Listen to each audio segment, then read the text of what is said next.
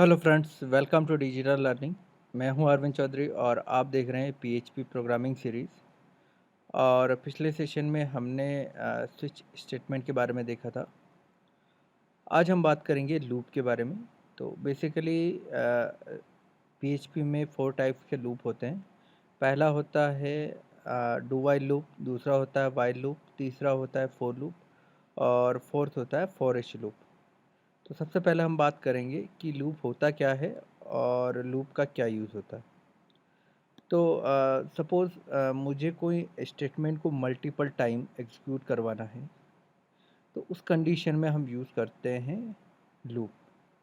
For example, अगर हम एक एग्ज़ाम्पल लें, सपोज़ मुझे इको और हमने लिया हेलो।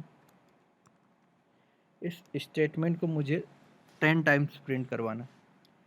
तो उस कंडीशन में हमें क्या करना पड़ेगा, हमें इस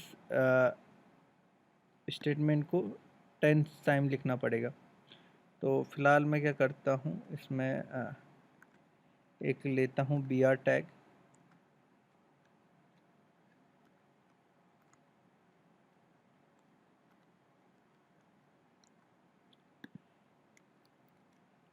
देन हम क्या करेंगे, इस स्टेटमेंट को अगेन कॉपी पेस्ट करेंगे, देन फिर अगेन कॉपी पेस्ट करेंगे।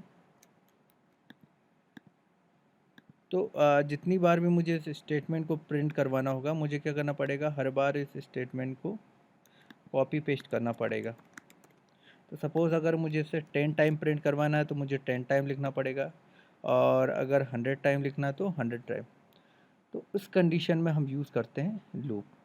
बेसिकली अगर आप रियल टाइम सिनेरियो देखें, तो हमारे पास फॉर एग्ज़ाम्पल कोई फ़ोन डायरेक्टरी है, उसमें हमें नेम या नंबर, तो उस कंडीशन में हम यूज़ कर सकते हैं फॉर लूप, सॉरी लूप का यूज़ कर सकते हैं। देन सपोज़ मुझे कोई आइटम सर्च करना है, तो हर आइटम मुझे क्या करना पड़ेगा, इटरेट करना पड़ेगा। तो वो जो इटरेट होगा वो यूजिंग लूप के थ्रू होगा। तो सबसे पहले हम इसको देखते हैं। सबसे पहले हमारा जो लूप होता है वो होता है डू वाइल लूप। तो हम इस प्रोग्राम को 10 टाइम एग्जीक्यूट करेंगे यूजिंग डू वाइल लूप। तो डू वाइल लूप, किसी भी लूप में 3 पार्ट होते हैं। पहला होता है इनिशियल कंडीशन, जहाँ से हमारा लूप स्टार्ट होता है। दूसरा होता है फाइनल कंडीशन, जहाँ तक हमारा लूप चलता है।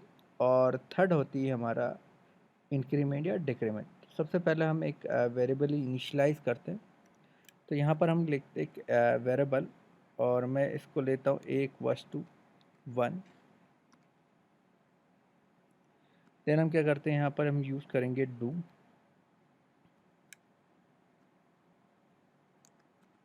और इस ब्लॉक में हम क्या करते हैं इको, और यहाँ पर हम लिखते हैं हेलो।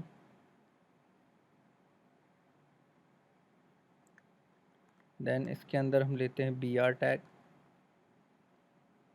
देन यहाँ पर हम यूज़ करते हैं वाइल,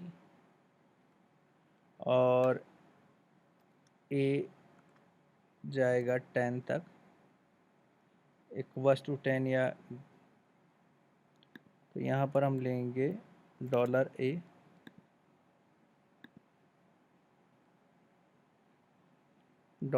$a। क्या बोल रहा है ये, ओके। तो यहाँ पर हम क्या करेंगे, यहाँ पर हम करेंगे a प्लस प्लस। तो बेसिकली हम सबसे पहले इस प्रोग्राम को समझने की कोशिश करते हैं। तो बेसिकली हमने 3 पार्ट देखे थे। पहला था इनिशियल कंडीशन, तो बेसिकली ये यहाँ से हमारा लूप स्टार्ट हो रहा है। देन फाइनल कंडीशन, जहाँ तक हमारा लूप चलेगा, और तीसरा है इंक्रीमेंट या डिक्रीमेंट। तो इसको हम ऐसे भी लिख सकते हैं, a equals to a plus 1। तो हम a प्लस प्लस को a प्लस 1 भी, a equals to a plus 1 भी लिख सकते हैं। तो सबसे पहले हम इस प्रोग्राम को समझने की कोशिश करते हैं। सबसे पहले हम इसको रन करके चेक कर लेते हैं। यहाँ पर आप देख सकते हैं ये हमारा 10 टाइम्स हेलो प्रिंट हो चुका है। तो हम सबसे पहले इसको समझने की कोशिश करते हैं कि सबसे पहले हमारी इनिशियल कंडीशन, तो ये फर्स्ट टाइम चेक होती है इनिशियल कंडीशन। देन क्या होता है, हमारा ए इक्वल्स टू ए हुआ, देन क्या हुआ, हेलो प्रिंट हुआ, देन क्या हुआ, अब ए इंक्रीमेंट होके क्या हो गया, 1 हो गया, सॉरी 1 से होके 2 हो गया।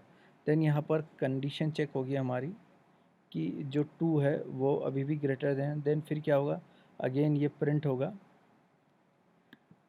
हेलो अगेन प्रिंट होगा, देन फिर ए में फिर इंक्रीमेंट होगा, तो अब 1 से सॉरी 2 से होके अब हमारा ए प्लस 1 हुआ, तो अब हमारा ए इक्वल्स टू क्या हो गया, 3 हो गया। देन फिर अगेन यहाँ पर कंडीशन चेक होगी, अभी भी हमारी कंडीशन ट्रू है, देन फिर अगेन ये इस 2 ब्लॉक में जाएगा, देन अगेन हेलो प्रिंट होगा। अब यहाँ पर जो हमारा ए इक्वल्स टू 4 हो जाएगा। सिमिलरली ऐसे बढ़ते बढ़ते ये जाएगा 9 तक, देन फिर क्या होगा, हेलो प्रिंट होगा, देन फिर क्या होगा, अब यहाँ पर 9 से होके जो हमारा a equals to a plus 1 means a अब क्या हो गया, 10 हो गया।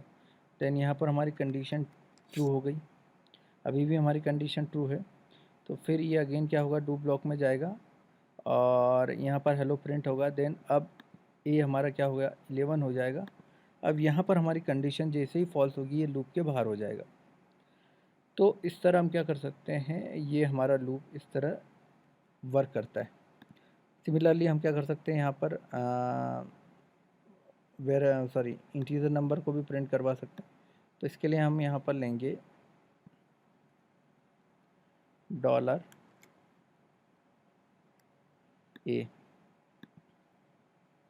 और यहाँ पर हम लेंगे $a। अब हम इसको रन करके चेक करते हैं, तो आप देखेंगे कि ये हमारा 1 से लेकर 10 तक प्रिंट हो चुका है।